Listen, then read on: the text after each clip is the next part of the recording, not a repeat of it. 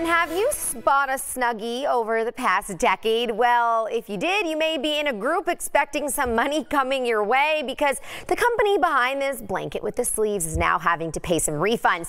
$7.2 million in refunds to be exact. This because the Federal Trade Commission says that they were deceiving in their advertising. So some of their ads actually offered a buy one, get one free product when you ordered them on the television, but they're saying that it didn't disclose all the costs. So FTC saying that the ordering of these products were confusing and often giving some extra charges for people when they weren't supposed to, or it wasn't advertised that way. So right now you can expect about $33.14 in a check coming to you. It's going to more than 218,000 customers. So if you think you are one of them, you can call this number on your screen, 877-982-1294, to see if you are one of these people involved in this, if you bought a Snuggie. And we'll make sure to post this information on our website and Facebook.